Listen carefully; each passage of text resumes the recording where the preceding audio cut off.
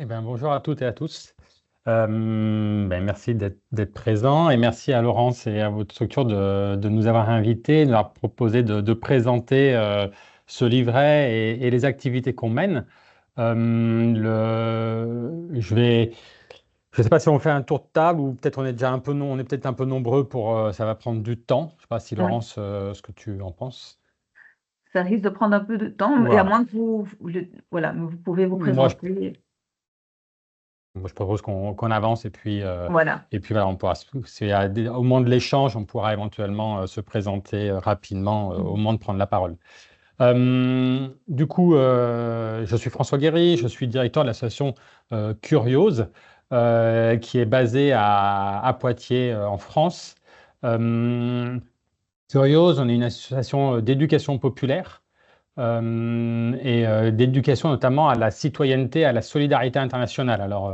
Mes confrères belges parleront plutôt d'éducation à la citoyenneté mondiale, si je ne me trompe pas. Mais voilà, une éducation populaire qui est plutôt en lien et issue du milieu des ONG, de la solidarité internationale, même si, je vais vous le présenter, nos sujets se sont largement diversifiés au fil du temps.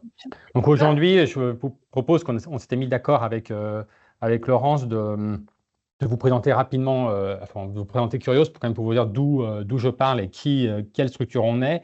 Et puis un livret pédagogique qu'on a écrit, édité, maintenant ça fait un petit moment, en 2016-2017, sur les questions de mal logement. Pourquoi on a édité ce livret, ce qu'il contient et les animations, voilà, les activités qui sont présentées à l'intérieur et comment on les mène et comment on les menait. Euh, je vais jongler avec du partage d'écran, hein, donc excusez-moi si parfois c'est un tout petit peu. Normalement, ça fonctionne. On a testé avec Laurence. Normalement, ça fonctionne. Mais voilà, il y aura à tester un peu le PDF, deux, trois vidéos qui sont contenues dans le livret ou qui nous permettront de mieux comprendre ce que nous faisons et que j'essaierai aussi de vous partager.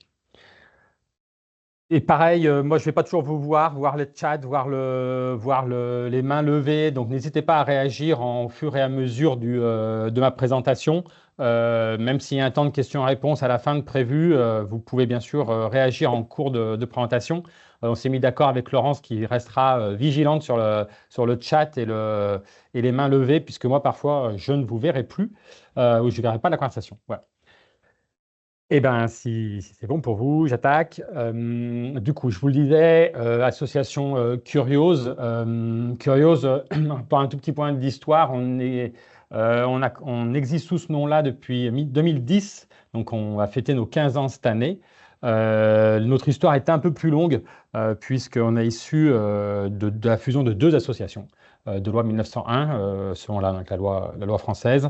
Une qui s'appelait Orcad, qui était aussi basée à Poitiers, qui a fait de la création et de l'édition d'outils pédagogiques sur les questions notamment de solidarité internationale pendant de nombreuses années. Il y avait certainement d'ailleurs des liens avec des structures belges à l'époque. Et puis une autre association qui s'appelait Humanopole, qui a développé notamment la pédagogie immersive sur laquelle j'aurai l'occasion de revenir pendant la présentation. Donc ces deux structures d'éducation populaire, d'éducation à la citoyenneté et solidarité internationale étaient sur le même territoire de Poitiers, petite ville française, ville moyenne on va dire, et ont fusionné en 2010 pour donner l'association Curios. Voilà d'où on parle. Euh, Aujourd'hui, l'association Curios, je vous l'ai dit, éducation à la citoyenneté, à la solidarité internationale. L'objectif, le projet associatif, c'est celui contenu d'éducation populaire, hein, avec vous connaissez certainement ces termes-là, mais avec cette volonté du triptyque informer pour comprendre, comprendre pour agir. Et c'est dans cette optique-là qu'on mène nos activités. Et dans l'éducation à la de CSI, comme en France, d'éducation à la solidarité internationale, donc avec la volonté d'éduquer tout au long de la vie, avec ce fonds d'éducation populaire, favoriser l'esprit critique, favoriser l'engagement dans une citoyenneté ouverte au monde, et là c'est la dimension de solidarité internationale, et une citoyenneté aussi active, qui permettent à nos participants d'avoir des outils, des réflexions, d'avoir vécu un temps avec nous qui les aident à vivre une citoyenneté d'action active ou qui puissent être des citoyens et citoyennes engagés, s'ils le souhaitent. Et tout ça avec, bien sûr, un projet je dirais, politique, pas lié à des partis politiques, bien sûr, hein, mais un projet politique pour une société plus solidaire, plus juste, plus durable, plus écologique. Et ça, c'est le projet associatif rapidement synthétisé. Donc, à Curios, je pense à dire qu'on a 3 métiers complémentaires et liés tous à l'éducation populaire. On a notre métier cœur, phare, centre, cœur de notre activité, qui est le métier d'animation. Il faut savoir qu'on est 7 salariés à Curios et qu'on est une association qui travaille, dont l'activité est portée par une équipe salariée, même si bien sûr on a un conseil d'administration bénévole. Donc, sur cette équipe salariée développe des activités d'animation en face à face avec des publics. Et ces publics sont variés. On voit à peu près 3500 à 4000 personnes par an, principalement des scolaires, des élèves, dans des élèves qui ont majoritairement entre 12 et 18 ans. Donc collège-lycée en France. Je ne sais pas à quoi ça correspond en Belgique, mais voilà, donc des ados en gros, hein, ou des jeunes adultes. On va aussi dans les structures d'accompagnement vers l'emploi des jeunes, d'insertion, on va en prison, en foyer, en résidence habitat jeune, donc plutôt des jeunes en voie d'insertion aussi et à qui on offre une structure, un accueil. Donc, on n'a pas de public nous-mêmes, on intervient auprès de publics accompagnés, accueillis par d'autres structures et ça sous la forme d'animation. Je vous passerai une rapide vidéo ensuite pour illustrer ce qu'on fait et qui vous permettra de visualiser un peu mieux ce qu'on fait, même si j'imagine que certains d'entre vous mènent ce type d'activité. Donc de l'animation, de la formation, on forme à ce qu'on sait faire, on forme à l'animation. Donc qu'est-ce qu'être animateur, la posture d'animation et la transmission parfois d'outils pédagogiques qu'on utilise, qu'on sait animer et qu'on va transmettre à d'autres associations, à des équipes bénévoles ou salariées, à des enseignants, des enseignantes, à des membres, à des éducateurs et éducatrices plus classiquement. Donc, animation, formation. Et notre dernier métier, c'est un peu celui qui nous vient de la structure dont je vous parlais, la ORCAD, qui était éditrice d'outils pédagogiques. On diffuse et on crée encore des outils pédagogiques quand on en a les moyens. Pour cela, je peux vous présenter rapidement et je vais partager mon écran une première fois. On a, alors, s'il veut bien, voilà. J'espère que vous voyez mon écran. On a un site, bien sûr, notre site institutionnel, curios.org, pour présenter ce que fait l'association. Ça, je ne vous le partage pas. Mais on a ce site qui s'appelle comprendre-pour-agir.org, qui est un site qui se présente comme une boutique en ligne sur lequel on a des ressources pédagogiques, des livres, des jeux qui sont en vente, ça oui, et qui sont issus soit d'associations françaises partenaires qui souhaitent diffuser leurs outils à travers ce site-là. Et puis, on en a qui sont, comme ceux que vous voyez devant vous là, à l'écran, qui sont des outils pédagogiques qu'on a développés et qui sont, et c'est marqué gratuit, je préfère dire en diffusion libre, puisqu'ils sont créés et diffusés sous licence Creative Commons, qui nous permet de les diffuser librement. Donc ces outils-là, je vous en parle parce que peut-être ça pourrait vous intéresser. Ils se présentent sous la forme de PDF téléchargeable. Par exemple sur celui-là, le climat tension, qui est un outil sur le changement climatique, le réchauffement climatique, et où tout un chacun peut télécharger un PDF où il pourra construire là le plateau de jeu, les cartes, le matériel pédagogique, accompagné d'une fiche d'animation redonnant les objectifs pédagogiques, le déroulé du jeu, les petits leviers pour y faire jouer les participants, les bons conseils et des pistes d'échange, de débat à la suite du jeu. Donc ça, voilà, ce site, c'était juste pour vous le présenter, pour vous montrer ce qu'on fait et vous laisser l'explorer plus tard si vous le souhaitez. Voilà, ça, c'était nos 3 métiers. Animation, je vous propose, c'est de regarder cette rapide vidéo de 3 minutes qui va vous présenter le type d'animation qu'on fait. Oui? Non, c'est bon, ça va continuer. Le type d'animation qu'on fait. Peut-être aussi pour vous dire dans cette vidéo, vous allez voir que certains d'entre vous connaissent déjà un outil qui s'appelle le jeu des chaises, qui est un peu un grand classique de l'ECSI, mais sur lequel on reviendra après, parce que notamment on l'a adapté, on l'a développé aussi sur la question du mal logement. Excuse-moi, il y a une Oui. question. Il y a Estelle qui demande si tout le monde peut proposer des jeux sur ce site. Alors oui, tout le monde peut, en passant par nous. C'est-à-dire qu'il n'y a pas, il y a pas un accès libre pour alimenter le site. Ça serait trop compliqué techniquement. Voilà, à partir du moment où on a des outils, je dirais que la petite contrainte, c'est qu'il faut qu'il y ait une fiche d'activité. C'est-à-dire que ce qu'on demande pour partager un outil, c'est 2 choses. Un, qui soit à peu près dans le thème du site, donc éducation populaire, questions de citoyenneté, de développement durable. Je vais revenir sur les thèmes, d'ailleurs, je me rends compte que je ne vous en ai pas parlé. Et puis qui n'est pas seulement le matériel pédagogique, comme par exemple on voyait sur le climat de tension, qui n'est pas seulement les cartes, par exemple, etc., mais qu'il y ait, je ne vais pas pouvoir vous en présenter là, mais une fiche qui accompagne, qui permette aux personnes qui vont télécharger par exemple l'outil de le prendre en main en toute autonomie. Puisque l'idée, c'est que les outils pédagogiques concrets ne restent pas dans nos tiroirs ou simplement qui ne vivent pas seulement dans nos animations à nous, mais bien que tout à chacun, toute éducatrice, éducateur qui a envie de s'en saisir le puisse.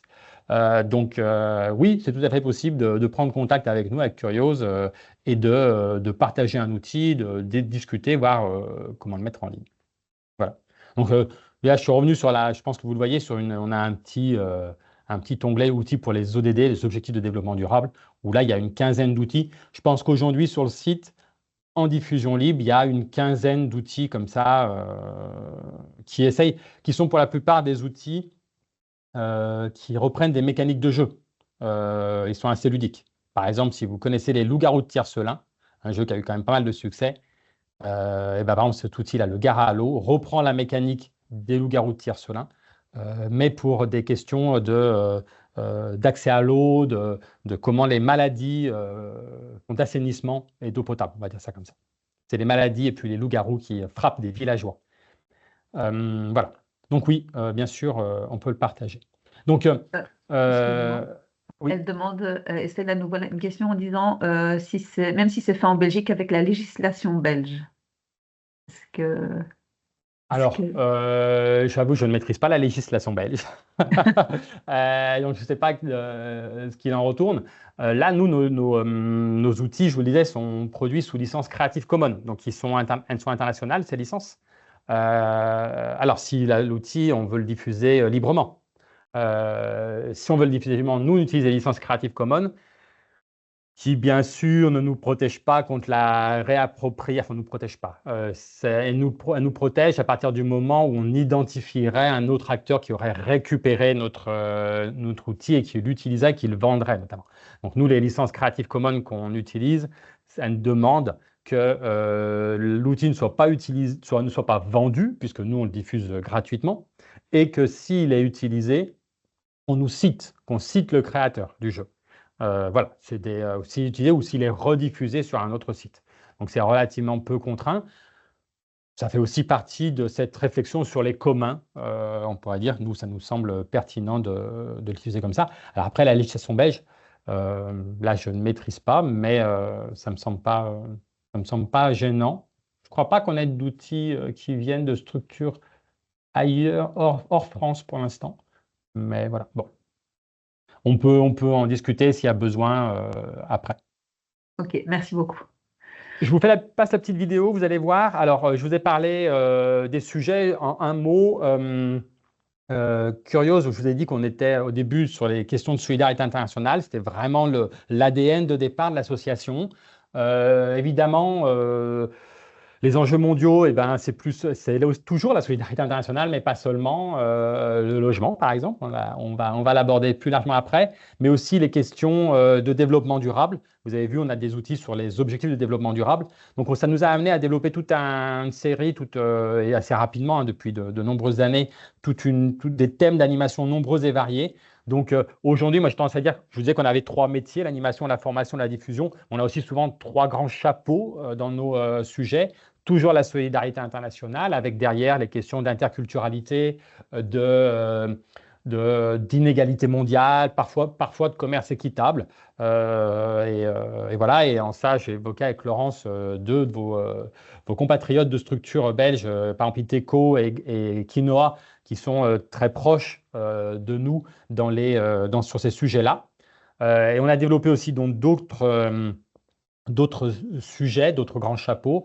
Les questions de développement durable, je l'évoquais, vous avez vu changement climatique, ville durable, empreinte écologique, accès à l'eau, en essayant de garder une ouverture au monde, hein, une dimension de solidarité internationale, en présentant ce qui se fait aussi ailleurs, ou comment les populations le vivent, ces sujets-là, ailleurs dans le monde.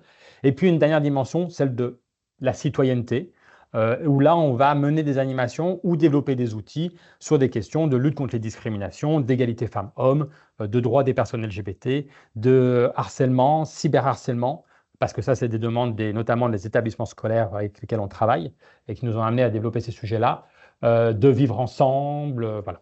Donc, un champ assez vaste dans lequel s'intègre le mal logement. Je vous passe la petite vidéo si ça va, s'il n'y a pas d'autres questions pour l'instant, pour voilà, vous présenter un peu le type d'activité qu'on fait et on va partager le son aussi, sinon ça ne fonctionnera pas. Donc n'hésite pas à m'interrompre si ça démarre mal.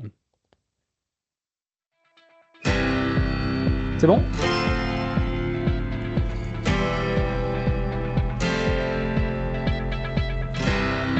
Curios, c'est une association d'éducation à la citoyenneté et à la solidarité internationale. La pédagogie qu'on promeut, c'est une pédagogie active, participative et ludique. L'objectif de cette journée, c'était un petit peu de balayer les enjeux des ODD avec le public lycéen et qui puisse approcher des thématiques qui sont souvent compliquées, pas très accessibles pour eux.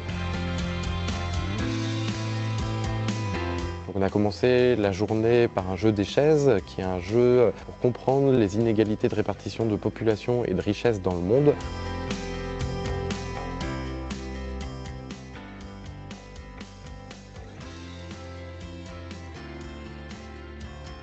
Ensuite, on a fait le jeu de loi autour des ODD qui permet d'aborder les 17 cibles des ODD et bien souvent de s'intéresser à des thématiques qu'ils ne connaissent pas forcément.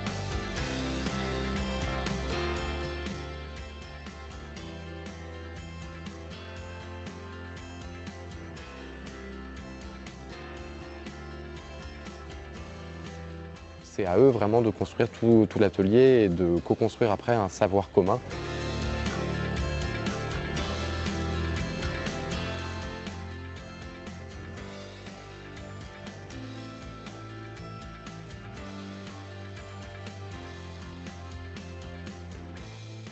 Nous, on ne pourrait vraiment pas faire tout ce travail sans le travail des professeurs au quotidien parce que les profs leur apportent la matière première. Et puis nous, on essaie d'apporter une autre pédagogie, mais qui est vraiment complémentaire de cette matière première-là.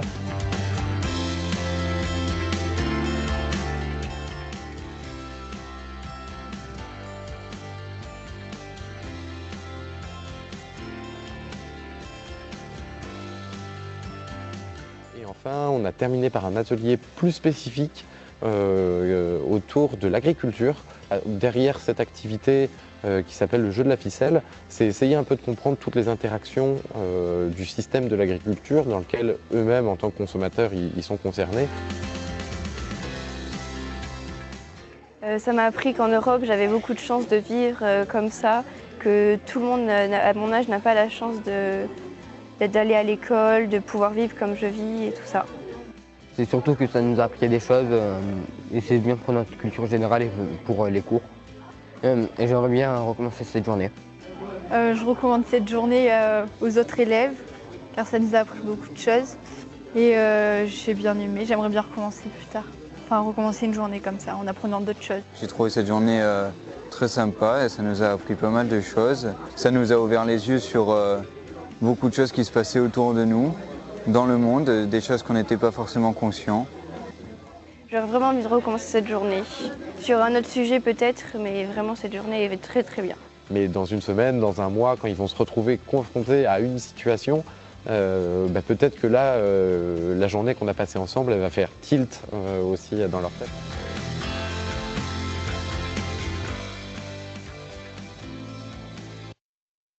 Voilà la petite vidéo qui vous présentait. Donc, vous voyez, ce que je vous disais d'éducation populaire, partir des représentations, stimuler la participation, essayer d'amener les jeunes à s'impliquer et essayer de passer, comme vous le faites beaucoup, par le participatif, voire par le ludique, par le jeu, comme je l'évoquais. Voilà, en gros. C'est des choses qui vont se retrouver dans le livret et les activités que je vais vous présenter juste maintenant. Peut-être une dernière chose avant de passer vraiment au livret, parce que ça va participer. On a aussi développé une pédagogie qu'on appelle immersive. Et du coup, cette pédagogie immersive, c'est l'idée, on a 3 installations existantes. Et là, vraiment, on arrive avec des installations qu'on va installer, par exemple, dans un établissement scolaire pendant une semaine, et dans lesquelles on va faire vivre un temps, une animation complémentaire, souvent d'un temps en salle, aux élèves auprès desquels on va intervenir. Et je vous présenterai une de ces installations, puisqu'on en a une sur le mal-logement, spécifiquement, dans un bidonville. Et du coup, l'idée de ces installations immersives, c'est de faire rentrer les élèves, les participants, dans une réalité qui n'est pas la leur, et à la fin de leur faire vivre un ressenti, de leur faire vivre une expérience, de s'immerger dans une situation. Et cela les permet on pense que cela permet comme le jeu, de mieux faire passer le message, de plus impacter, de faire prendre conscience et du coup de favoriser l'engagement citoyen. Ça va mobiliser ses sens, ça va permettre de se décentrer, ça va permettre de vivre cette expérience qui est toute particulière. Je vous présenterai le bidonville plus en détail. Sachez qu'on en a 2 autres que vous pourrez retrouver sur notre site curios.org si vous avez envie de les découvrir. Une qui s'appelle la Bicoque et Tic et Toc, où on remonte une sorte de préfabriqué, une maison dans la cour par exemple d'un établissement scolaire, et où on va pouvoir passer de pièce en pièce, une chambre, une cuisine, un salon, une salle de bain, et on va pouvoir parler des éco-gestes, des gestes écologiques du quotidien. Et puis on en a une autre, l'hémicycle, qui est un dôme gonflable de 60 mètres carrés dans lequel on installe des tribunes et où on fait revivre une négociation internationale sur la qualité de l'air, où là, les participants, les élèves et les participantes sont répartis en 3 délégations, ont un rôle, un jeu de rôle, soit chef de délégation, soit lobbyiste, soit militant-militante, et doivent donc mener leur quête afin de construire une résolution commune. Voilà. Alors, venons au sujet. Excusez-moi si j'étais un peu long. Du livret pédagogique. Donc, je vais le partager. Voilà.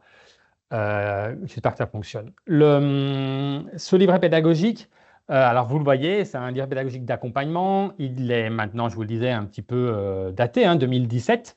Il est dédié au mal-logement en France et dans le monde. Et il est composé de 3 modules qu'on va dérouler ensemble. On l'a conçu dans le cadre d'un partenariat avec la Fondation Abbé Pierre. Alors, vous le savez certainement, je ne sais pas comment elle est présente, si la Fondation Abbé Pierre est présente en Belgique, et la place qu'elle a. Fondation qui va être renommée prochainement pour le logement des personnes défavorisées, sauf erreur de ma part, parce que suite aux révélations sur les agressions sexuelles qu'a fait l'Abbé Pierre. Mais voilà, à l'époque, on travaillait avec la Fondation Abbé Pierre pendant plusieurs années, notamment à la fois il soutenait nos activités d'animation, de sensibilisation au mal-logement, et aussi le développement d'outils pédagogiques sur ces questions-là. Donc ce livret, il a permis de synthétiser un peu plusieurs années d'action d'une compétence que Curios avait acquise sur ces questions-là et qu'on a voulu synthétiser pour le diffuser. Ce livret, il a été, je ne sais pas si vous voyez ma caméra encore quand je partage l'écran, mais il a été édité en version papier et diffusé, mais il est aussi donc disponible sur un site internet sur lequel on va aller ensemble, où il est téléchargeable et où toutes les ressources pédagogiques sont accessibles. Dans la même logique que les outils que je vous ai présentés sur Comprendre pour agir, on a essayé à cette époque-là de le rendre le plus accessible possible pour qu'il puisse être utilisé par le plus grand nombre. Il a été développé, c'est dans l'avant-propos qu'on ne lira pas ensemble, avec l'objectif d'être utilisé notamment auprès des IRTS. Alors les IRTS en France, c'est les instituts régionaux de travail social. C'est des instituts de formation qui forment des éducateurs et éducatrices pour la protection de l'enfance, l'action sociale en général. Et il a été écrit, pensé pour que des formateurs en IRTS puissent sensibiliser leurs élèves au mal logement. Voilà, donc un livret papier et un site web dédié. C'est là où il faudra que je jongle un peu entre l'avancée déroulée, ce livret, et le site sur lequel on va retrouver les contenus pédagogiques. 3 modules. Là où on va avoir une limite, je vous la partage tout de suite, c'est que, vous voyez, il date de 2017. Forcément, beaucoup de choses ont évolué. Ça fera bientôt 10 ans. Il a été édité en 2017, donc il est plutôt axé sur des chiffres, notamment de 2015 et 2016. Il n'a pas été remis à jour parce que, je vais le dire avec beaucoup de transparence, manque de moyens financiers, manque de temps pour le remettre à jour aussi. Donc, on va balayer ces activités. Si vous voulez aujourd'hui les utiliser, il est pour moi évident qu'il y a un travail à faire d'abord de le traduire pour votre contexte belge et dans ces chiffres et dans ces contenus, et aussi certainement de le mettre à jour. Donc je vous parlais de 3 modules sur ce livret. Un premier module qui est le mal logement dans le monde. Il y aura un deuxième module, le mal logement en France, donc avec toujours cette volonté d'éducation à la solidarité internationale, en questionnant, en mettant en parallèle, en présentant ce qui se vit ici et ailleurs.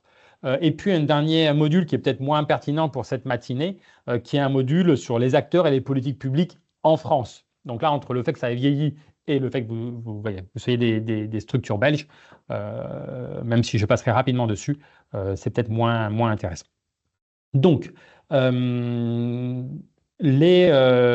comment on a construit plusieurs livrets comme celui-ci pour Amnesty International, sur la Déclaration universelle des droits de l'homme, pour l'Agence française de développement. Donc, je crois que c'est Enabel, la banque de développement.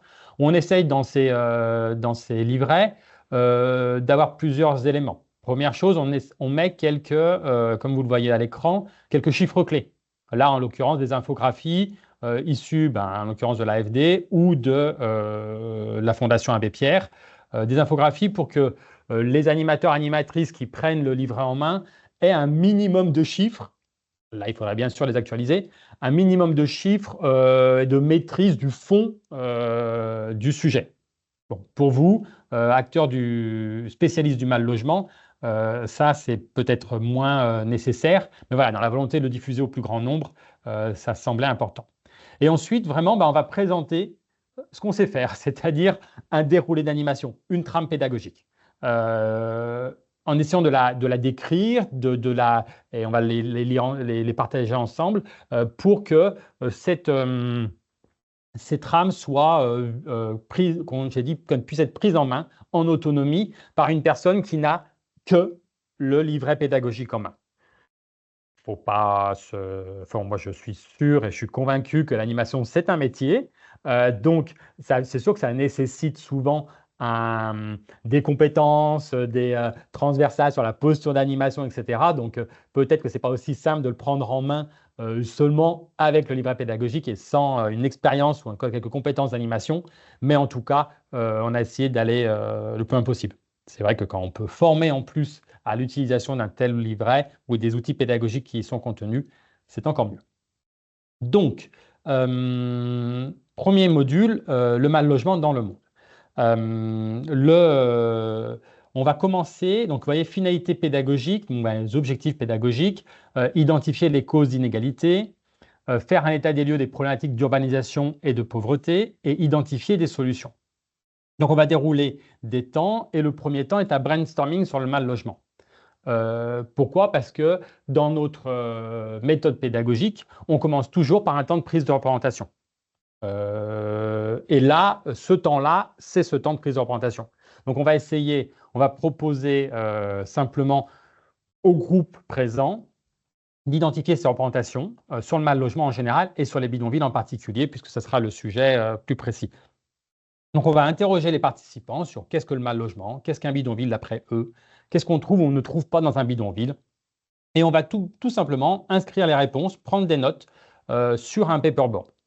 Je pense, ça peut peut-être paraître une évidence, je vous connais pas. Peut-être que pour beaucoup d'entre vous, animateurs, animatrices, c'est une évidence. Mais voilà, ce paperboard, il va nous permettre, à la fin, on verra, de revenir dessus et de voir comment, éventuellement, les représentations facilitent en tout cas le questionnement des participants et des participantes sur leurs représentations et sur comment elles ont pu évoluer entre le début et la fin de la séance. Cette séance, elle est prévue pour une durée de 3 heures. Comme vous pouvez le voir. Donc, un premier temps de brainstorming d'une dizaine de minutes où on va prendre ces représentations. Et ensuite, un deuxième temps, et c'est pour ça que je vous évoquais la vidéo qu'on vient de voir, d'un jeu des chaises. Alors, peut-être certains le connaissent déjà, cet outil. Nous, c'est un grand classique de l'éducation à la solidarité internationale parce qu'il a une dimension un peu géniale, c'est qu'il ne nécessite quasiment rien pour faire vivre une expérience qui est très impactante pour les participants. Ce jeu des chaises, il permet de parler de répartition de la population mondiale, de répartition des richesses et aussi, et c'est là on a mis un petit module supplémentaire à ce jeu des chaises, de répartition de la population et sur le mal logement et sur les bidonvilles. Donc, je le passe un peu rapidement, mais on va répartir les participants et on va, en fait, dans la salle, les participants vont être en groupe au milieu et on va avoir 4 panneaux identifiant 4 continents, Afrique, Amérique du Nord, Amérique latine et Caraïbes, Europe et Asie-Pacifique, 5, excusez-moi. Et on va demander aux participants de se répartir dans l'espace face à ces 5 panneaux en fonction de ce qu'ils croient être la répartition de la population mondiale. Donc, je vous présenterai, on a un tableau après qui permet, en fonction du nombre de participants, de savoir quel nombre, comment les répartir correctement. Donc, les participants vont discuter, échanger et s'expliquer en groupe et se répartir. Et ça, on va une fois que le groupe est stabilisé, on va corriger, dire voilà, attention, souvent, ce qui va se passer, c'est qu'il n'y a pas assez de monde sur l'Asie-Pacifique, trop peut-être par exemple sur l'Amérique du Nord ou sur l'Europe, et on va répartir la population. Premier temps. Deuxième temps, deuxième étape, la répartition des richesses. Ça s'appelle le jeu des chaises parce qu'au milieu de la pièce, en plus des personnes, vous aurez installé des chaises. Et ces chaises vont représenter chacune une part du PIB mondial. Donc maintenant, les participants vont devoir se répartir les richesses par continent en se répartissant les chaises. Donc, deuxième temps, on va les inviter à répartir les chaises dans la salle et en fonction des espaces. Donc chaque groupe qui s'est constitué sur les continents va récupérer un certain nombre de chaises en fonction de la richesse qu'il pense être celle de son continent. Là aussi, on corrige. Évidemment, le plus souvent, ce qui se passe, c'est qu'il n'y a pas assez de chaises en Amérique du Nord, il n'y a pas assez de chaises en Europe, il y a trop de chaises en Afrique, ou trop de chaises en Asie. Et donc, on va corriger et on va avoir du coup une visualisation dans l'espace à la fois de la population et de la richesse. Alors, avec toutes les limites de la notion de richesse, on passe par le PIB, mais de la répartition des richesses au niveau mondial. Et puis après, on va demander, et c'est cette troisième étape, c'est juste une petite façon de faire un peu mieux vivre ce ressenti. On va demander par continent aux participantes de chaque groupe d'occuper les richesses. Qu'est-ce qui va se passer? On ne le voit peut-être pas dans la vidéo que je vous ai montrée, mais finalement, un certain nombre vont être très, par exemple, les personnes représentant l'Asie ou l'Afrique vont se retrouver, il ne faut plus qu'ils touchent le sol en fait, il faut qu'ils occupent les chaises au nombre qu'ils sont et uniquement et sans toucher le sol. Donc, pour caricaturer un peu, les personnes qui représentent l'Afrique vont se retrouver à 4, 5, enfin, ça dépend de leur nombre, à devoir se tenir debout sur une chaise ou 2 chaises, là où les participants représentant la population d'Amérique du Nord va devoir s'allonger sur 4 ou 5 chaises pour les occuper en totalité. Voilà. Donc, ça va permettre de faire vivre de présenter de faire vivre cette répartition de la richesse. Jeu classique, vous connaissiez peut-être déjà, désolé si c'est le cas et si vous entendez quelque chose que vous connaissez. Ensuite, ce qu'on a essayé de faire, c'est de représenter la population, de continuer et de représenter, de faire dans la même dynamique, de représenter la population vivant en bidonville. Donc, il y a une petite infographie dans le livret, voilà, issu d'un journal sérieux français. Bon, là aussi, qui date d'avril 2014, donc ça a certainement évolué, mais représentant les parts de population urbaine et la part de la population vivant dans les bidonvilles. On va distribuer aux participants 35 feuilles, alors ça va dépendre du nombre de participants, qui représentent les 872 millions d'habitants en bidonville en 2014. Et puis, on va leur demander, là aussi, de se répartir ces feuilles-là par continent, puisqu'on va leur dire que chaque feuille représente 25 millions de personnes vivant en bidonville. Et donc, on va leur demander de se répartir, et là aussi, ils vont se répartir, on va corriger, et on aura un temps d'échange ensuite sur qu'est-ce qu'un bidonville, est-ce que c'est ce qu'ils pensaient, comment ça les étonne, comment ça les questionne, et aussi d'échanger sur, éventuellement en fonction du groupe que vous avez, les conséquences sur la population, la gestion des villes, etc. En tout cas, essayer de faire le lien aussi entre, comme on a vu, répartition de population, richesse et importance des bidonvilles, essayer de faire le lien dans l'échange entre la pauvreté, la richesse et la place des bidonvilles et l'importance des bidonvilles. Donc, deuxième temps de cette séance, ce temps de jeu des chaises. Est-ce que ça va pour l'instant, Laurence? Pas de questions? Je continue? Je ne vois aucune question. Si vous avez des questions, n'hésitez pas à lever la main ou à les poser dans le chat. OK. Alors, je continue. Et ensuite, le temps 3, je vais vous le présenter un peu en 2 temps, puisque c'est Voyage au cœur d'un bidonville. C'est l'une des installations immersives que nous avons et dont je vous parlais. Installations qui sont donc vous allez voir dans la vidéo, je vais vous passer une rapide vidéo, des installations physiques, vraiment des installations dans lesquelles on rentre. On reconstitue en fait un petit bloc de bidonville, une maison, dans la cour d'un lycée, un espace disponible qu'on va monter. Là, c'est quasiment l'équipe de Curios. On y va à 6, à 7. On a une journée de montage, on aura le lundi souvent, et puis on démonte le vendredi. Et pendant les jours restants, on fait passer une dizaine de groupes dans ce bidonville pour les immerger, essayer de les immerger dans cette réalité. Alors, pour que vous preniez peut-être mieux conscience de ce que c'est, je vais vous partager une petite vidéo qui... alors, si mon ordinateur, si on veut bien, je vais arrêter le partage, je vais basculer, excusez-moi, d'abord sur la vidéo et revenir au partage. Je pense que ça marchera mieux. Voilà, je vais partager le son, le plein écran. Je vous laisse écouter.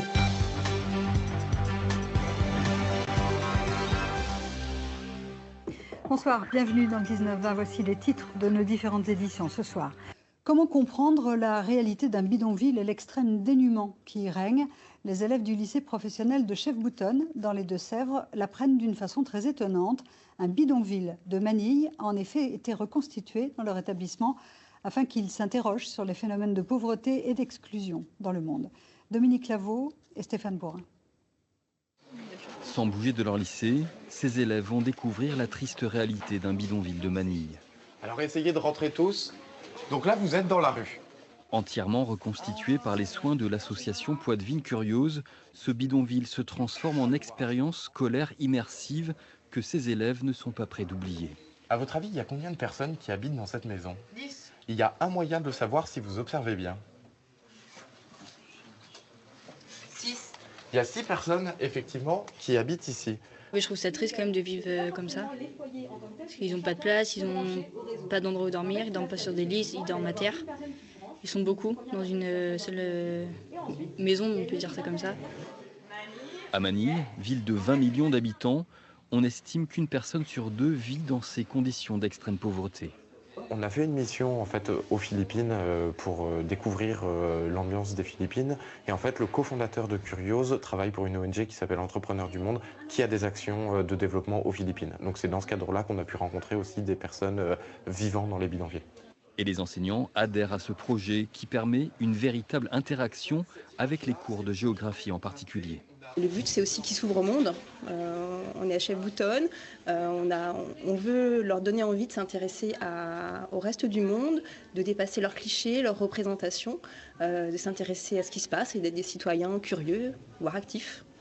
Pauvreté, exclusion, surpopulation, des concepts pas toujours faciles à aborder en milieu scolaire.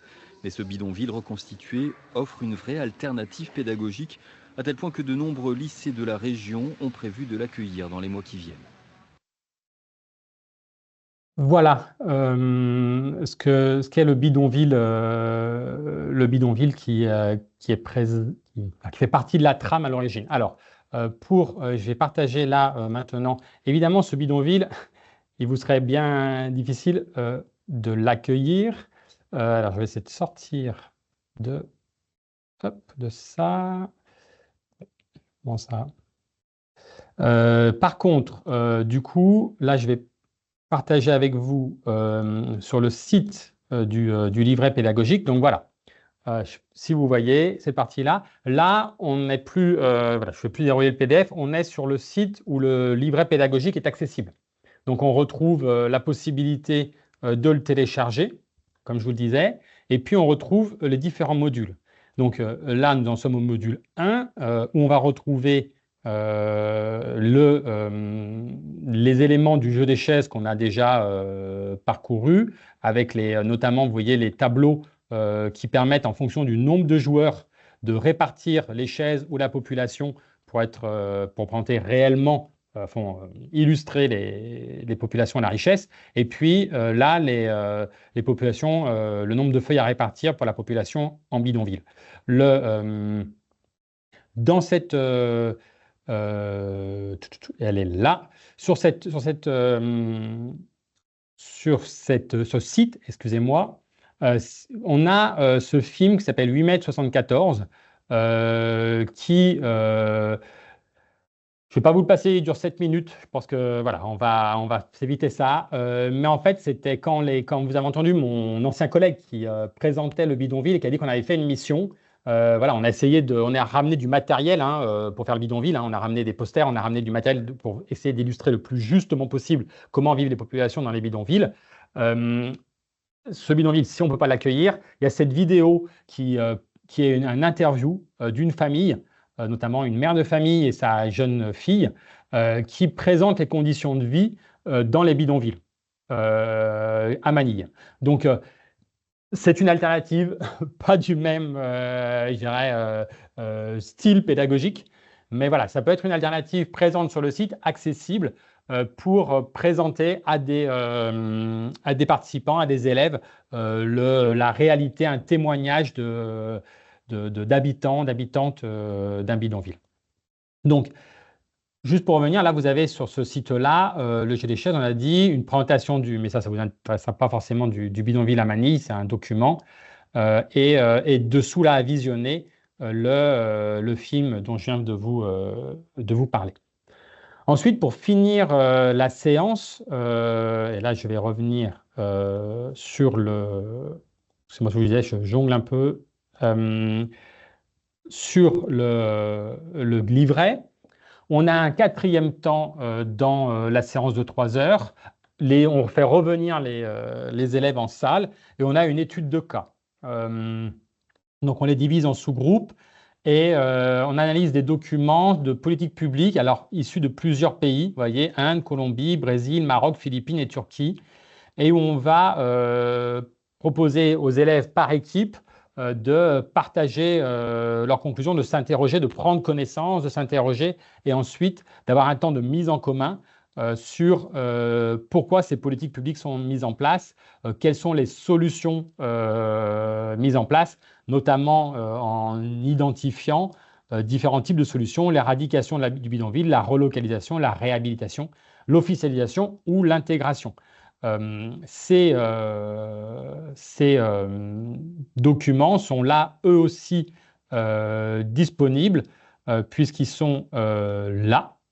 On a ces études de cas sur des liens vers des articles et des articles directement accessibles qu'on peut imprimer pour les participants. Et sauf erreur de ma part, il y a à la fin, je ne sais plus si c'est là, une trame pour les accompagner. Excusez-moi, ça défile un peu vite. Toc, toc, toc. Ben non, elle n'est pas là, elle doit être ailleurs.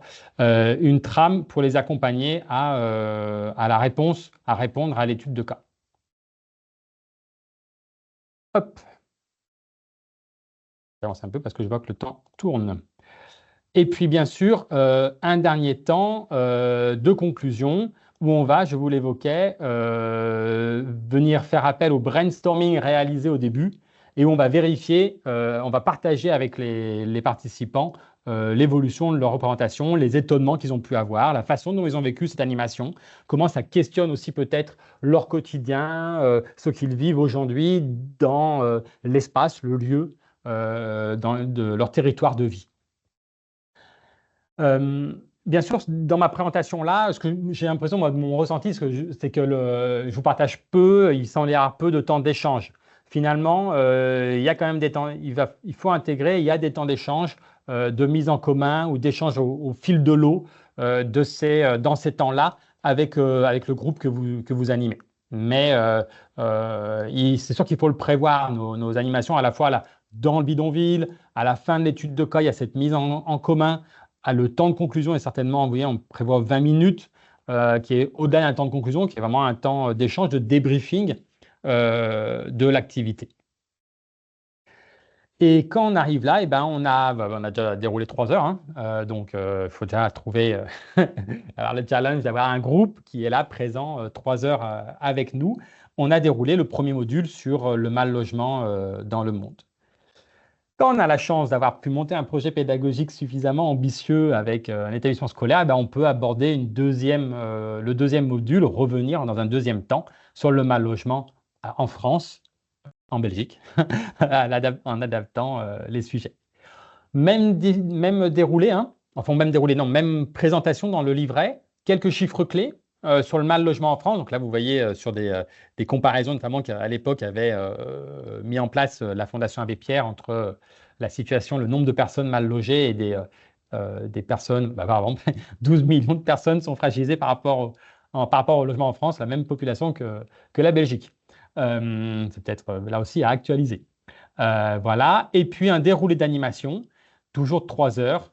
On s'adresse à des grands, hein. Vous voyez, 3 heures d'animation, on ne peut pas être sur des primaires. On est vraiment auprès de nous là, de 15-18 ans, majoritairement, quand on l'anime. Donc, réfléchir aux critères de définition du mal logement et identifier les causes et les conséquences que peut avoir le mal logement en France. Là, vous, acteurs du mal logement, vous avez certainement du fond, du contenu, semble plus précis, plus expert que ce que peut faire Curiose. Mais je vous présente ce qu'on a fait. Donc, on commence là aussi par un temps de brainstorming avec des questions plutôt liées à l'habitat. Qu'est-ce que pour eux est un habitat? Qu'est-ce que ça veut dire? Comment on le définit? pourquoi il y a différents types d'habitats et quelles sont les conséquences de ces habitats, de ces logements. Donc pareil, en notant au fil de l'eau ce qui est partagé. Un deuxième temps sur un photolangage. J'imagine peut-être vous connaissez cette animation-là. Donc dans le livret, dommage que je ne puisse pas partager plusieurs fois. Donc sur le site plutôt, il ne veut pas me laisser passer, excusez-moi. Hop.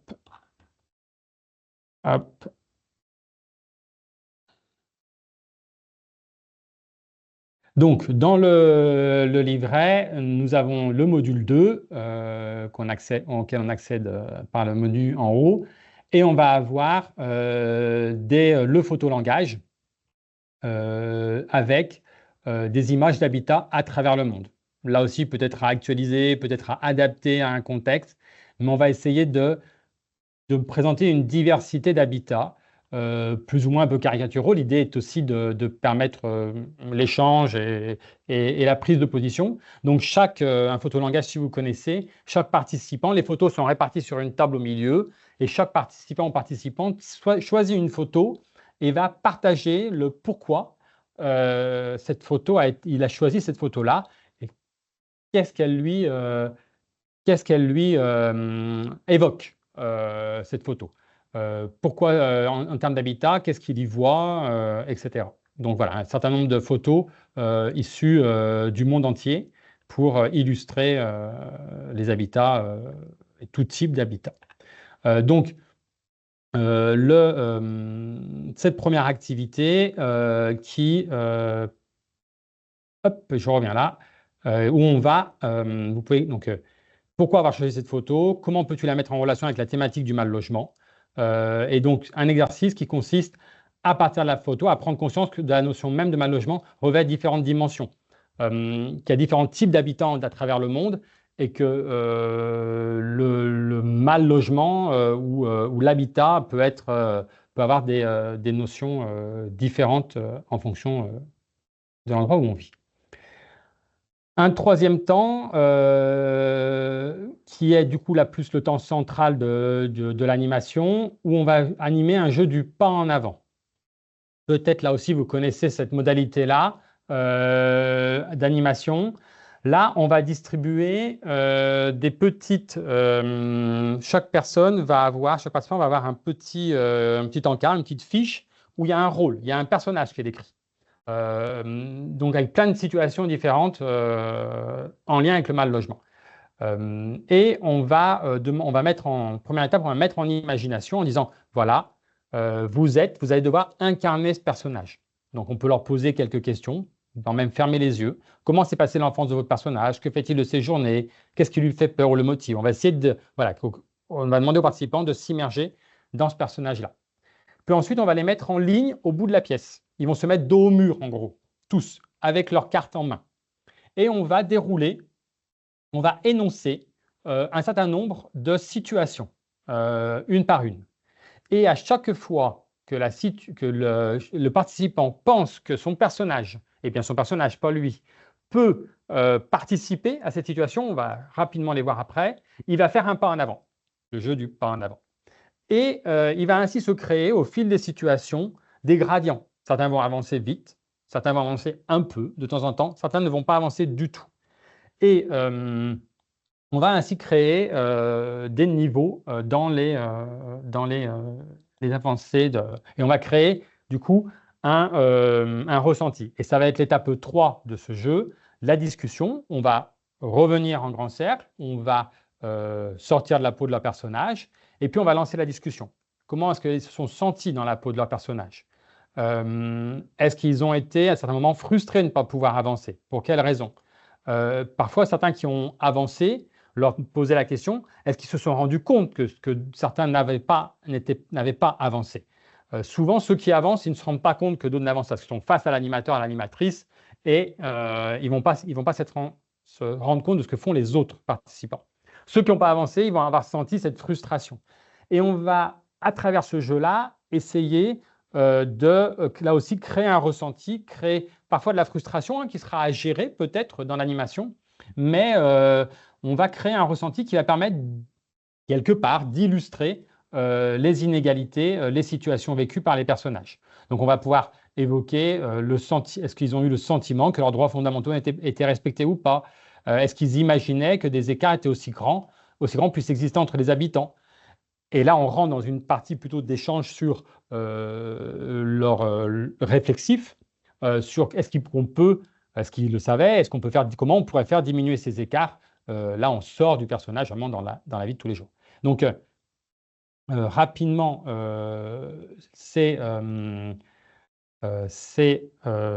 documents, ils sont là aussi accessibles sur le site internet. C'est Jeux du pas en avant sur le mal logement.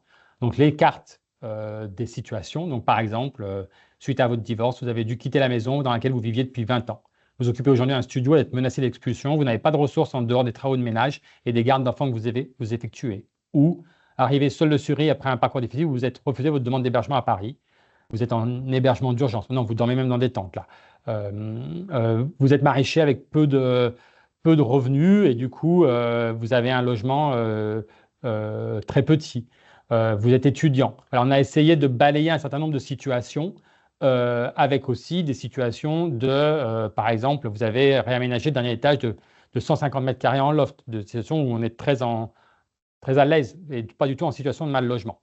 Et donc, il y a un certain nombre de situations pour pouvoir s'adapter à un groupe d'une vingtaine de personnes. Et ensuite, la liste des situations que vous allez énoncer au fur et à mesure de l'atelier. Vous avez l'eau courante dans votre logement. On avance ou pas. Vous n'avez pas de problème d'isolation et d'humidité. Vous êtes en bonne santé. Vous disposez d'assez d'espace, etc., etc. Vous pouvez travailler ou étudier dans de bonnes conditions. Vous pratiquez les loisirs que vous souhaitez. Et donc, c'est avec ces situations, comme je vous disais, que les gradients entre participants vont se vivre. Je continue. Je suis désolé, pour le coup, ce n'est pas très éduc-pop. Ensuite, on a un quatrième temps dans cette séance, après avoir fait vivre ce photolangage et ce jeu du pas en avant, de visionnage de 3 courtes vidéos. Elles sont accessibles sur le site. Là, ce sont 3 courtes vidéos extraites, là aussi un peu datées, 2008, 2016, mais extraites notamment de JT, de journaux télévisés français, qui vont permettre d'illustrer des situations de mal logement. Donc, on a une vidéo, pareil, je vois le temps, je ne vais pas vous les passer. Mal logé, le quotidien infernal de Laetitia, où on voit une famille monoparentale d'une femme issue de l'immigration, vivant dans une seule pièce studio avec ses 2 jeunes garçons et son ado. Et qui a fait des démarches pour essayer d'obtenir un logement social, mais qui n'ont pour l'instant pas abouti. Et du coup, voilà, c'est un témoignage de cette famille qui vit dans un très petit habitat à Paris. Sur les bords du périph' parisien, c'est une vidéo de personnes qui étaient sans domicile fixe, qui étaient donc à la rue, un couple, et qui ont été relogés d'abord de façon temporaire, puis qu'on puisse acheter une maison dans le centre de la France, donc en milieu très rural, et qui le retapent plus ou moins, comme ils peuvent. Et à l'abri de rien, et là, voilà, j'ai un trou, à l'abri de rien, on est ici sur les questions de logement. Voilà, 3 vidéos que vous pouvez visionner. Et du coup, à l'issue de ce visionnage, l'idée est d'aborder là les conséquences économiques, mais aussi sociales du mal logement. Puisqu'on va voir par exemple que l'ado, elle ne peut pas étudier correctement, que les personnes sans domicile fixe ont perdu leur emploi du fait, par exemple, d'un accident de travail. C'est aussi le cas, ça me revient dans la vidéo, à l'abri de rien, puisque c'est un monsieur qui a une maison, qui est propriétaire de sa maison, mais qui a perdu son emploi suite à un accident du travail et qui ne peut plus la rénover, et sa maison se dégrade et ses conditions de vie se dégradent.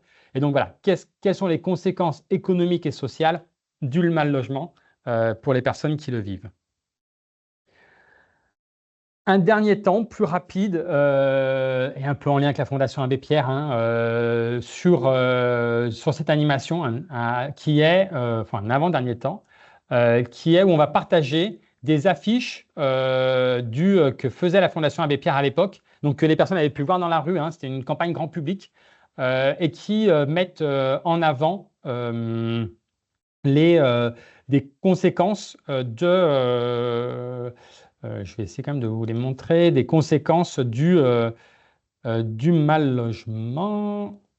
Alors, hop, toc, je vais arrêter le partage ici du livret et le reprendre sur ces affiches. Voilà. Hop. J'espère que vous les voyez. Donc là, elles sont aussi en ligne imprimables. Et on peut retrouver, voilà, ne laissons personne vivre dans des logements qui n'en sont pas. Voilà, par exemple, les questions des devoirs. Et l'été qui vient en aide en sans-abri, elles sont un peu interpellantes, ces affiches.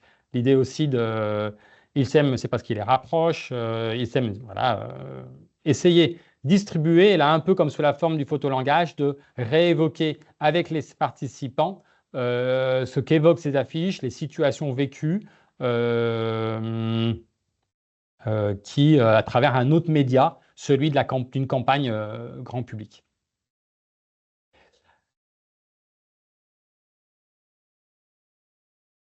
Et puis, on finit là aussi ce temps par un temps d'échange, là sous la forme d'un débat mouvant. Là aussi, peut-être vous connaissez cette modalité qui a été largement utilisée. On va avoir sur le site les affiches classiques d'accord, pas d'accord. En 2 mots, le débat mouvant, vous annoncez, vous mettez votre groupe au milieu de la salle, vous mettez d'un côté un panneau d'accord, de l'autre côté un panneau pas d'accord, et vous énoncez une phrase. Par exemple, comme celle-ci, il y aura toujours du mal logement, ou le mal logement n'est pas une affaire de choix politique. C'est une affaire de choix politique, excusez-moi, ou le mal logement est dû à la pauvreté. Les participants sont d'accord ou pas d'accord. On est obligé de se positionner. En tout cas, nous, on l'anime avec une obligation de se positionner. Ils vont se déplacer dans la salle, vers les panneaux. En petits groupes, vous réduisez votre groupe en petits groupes de 2, 3, 4. On va leur laisser 3 minutes pour échanger, pour définir 1 ou 2 arguments, le pourquoi ils sont d'accord ou pourquoi ils ne sont pas d'accord. Et ils vont ensuite, à tour de rôle, évoquer cet argument pour essayer de convaincre, de le partager avec le groupe qui est de l'autre côté, qui est donc pas d'accord avec eux. Et si l'argument convainc un membre de l'autre groupe, ils vont pouvoir traverser et rejoindre le groupe. Du coup, c'est un débat mouvant. Et ça va permettre d'échanger comme ça, sous cette modalité-là, un certain nombre de sujets, d'arguments, de partager des réflexions en ayant cette possibilité de bouger et de partager. Bon, en 2016, c'était peut-être un peu plus innovant. Aujourd'hui, c'est quelque chose qui a été quand même largement partagé et utilisé. Et enfin, on ne va pas s'arrêter, je vais m'arrêter là, je vous l'évoque juste. Il y a ce module 3 dont je vous parlais, qui est plutôt sur les acteurs et les politiques publiques du mal logement en France. Là aussi, on aura certainement à le mettre à jour, avec toujours quelques chiffres. Un déroulé d'animation, et je vous laisserai en prendre connaissance si vous le souhaitez. Là, avec des modalités pédagogiques où on va les inviter là aussi à se répartir un peu comme le jeu des chaises, mais en fonction du type de mal logement en France. Donc personnes en cohabitation forcée, personnes sans domicile fixe, personnes à la rue, personnes en précarité énergétique. Et c'est plutôt, les chiffres sont en fonction de cette typologie de mal logement. Un deuxième temps où on va leur proposer d'essayer de construire collectivement une carte mentale des acteurs du mal logement, caisses d'allocation familiale, bailleurs sociaux, hôteliers, agences, établissements scolaires, voilà. Et puis, un temps de réflexion en groupe sur l'évolution d'une timeline, en fait. On va construire une timeline entre les grandes dates des lois de lutte contre le mal logement en France. Donc, on a des panneaux, enfin des feuilles avec des dates, des feuilles avec les lois. Et on va essayer de reconstruire ça collectivement pour définir l'évolution des dispositifs. Un travail aussi sur les dispositifs avec une étude de cas, un peu là, on leur fait travailler sur des textes, des articles, et il va falloir qu'ils partagent ensuite avec les autres groupes ce qu'ils ont appris. Et puis un temps de conclusion, comme toujours, de débriefing, d'échange. Voilà. Peut-être ce qui est intéressant à souligner sur ce temps-là, c'est qu'au-delà des dispositifs existants, on évoque aussi dans ces études de cas des alternatives au logement. Par exemple, l'habitat partagé, l'habitat solidaire interage. Voilà, des choses qui ne sont pas seulement des politiques publiques, mais aussi des alternatives citoyennes au mal logement. Et puis on finit toujours, pour aller plus loin, et là il faudrait voir si tous les liens sont encore actifs, mais des articles, des éléments pour que animateurs et animatrices puissent creuser leur sujet avant d'animer. Voilà, je suis désolé d'avoir autant parlé. Et voilà, j'espère que ça a pu vous amener quelques éléments.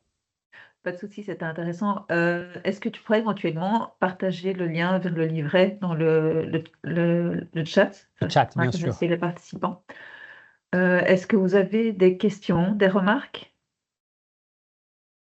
N'hésitez pas. Non? Voilà. Personne n'a le de lien, questions ou de remarques? Ok. Bon, bah, merci beaucoup, François. C'était très et intéressant. merci à vous. Voilà, on a vraiment essayé de... peut-être moi, je vous l'ai dit et redit déjà, bien sûr que ces outils ils ont tendance à devenir rapidement obsolètes par les chiffres et les choses qu'ils présentent. N'empêche que peut-être que moi, ce que j'aimerais partager, c'est la volonté qu'on a eue et la volonté qu'on essaie toujours d'avoir de multiplier les types d'animation, les types d'outils pédagogiques qu'on essaie toujours d'avoir participatifs. J'ai parlé de timeline, d'affiches venues du réel, de jeux, de brainstorming, de vidéos, et c'est essayer de mixer ces supports-là dans l'animation pour la rendre la plus dynamique.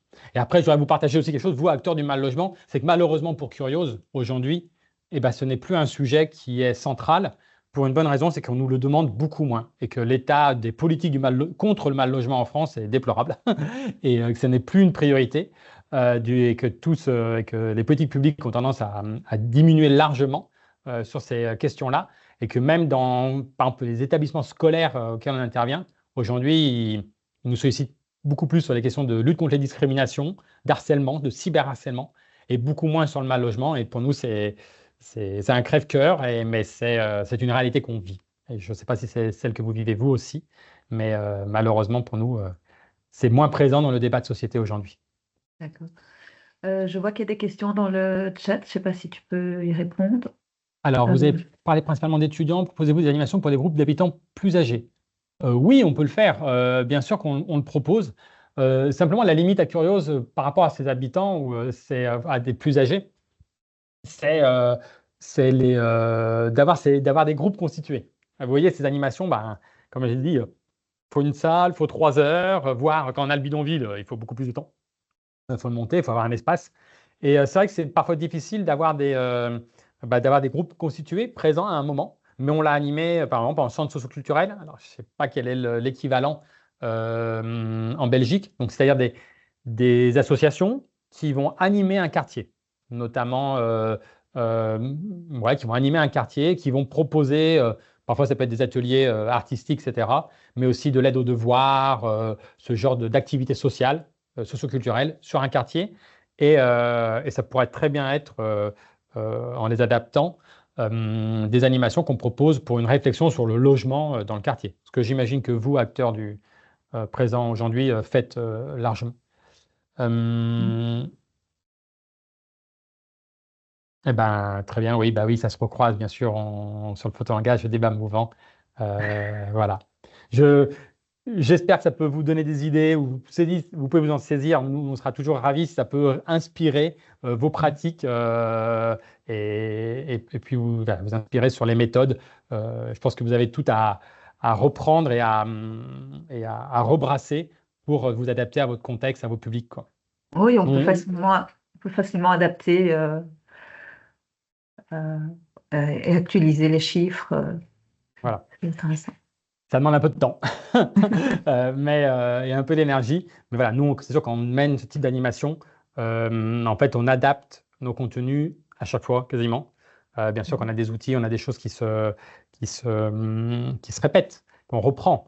Mais la trame, elle, on ne va pas parler de la même façon avec des 13-14 ans, à des adultes, des gens qui sont alors en France, on va parler de quartier populaire, un quartier politique de la ville, c'est cité, ou en centre-ville, en milieu rural ou en milieu urbain. On est dans un territoire qui a peut-être une petite ville, mais un grand territoire rural autour.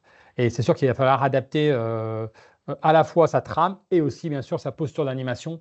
Et cette adaptation, si parfois l'outil peut être le même, l'adaptation, elle va se faire en fonction des participations, des prises de parole des participants et des participantes. Et que, du coup, dans le temps de débriefing, d'échange, c'est là aussi où, pour construire ce savoir commun, l'animateur ou l'animatrice aura tout son savoir-faire à investir. Et merci beaucoup. En tout cas, François, je ne sais pas s'il y a encore d'autres personnes qui ont des questions. Voilà, on a des remerciements dans le chat. Ça fait Merci, plaisir. c'est Merci inspirant. beaucoup. J'espère que ça. Voilà. Merci Je vous beaucoup remercie tous. à toutes et tous. Bonne suite, bon courage pour vos actions. Merci. Je pense que voilà, on a encore beaucoup à faire les uns et les autres. Oui, tout à fait. Merci beaucoup. Bonne journée Merci à à vous. tous.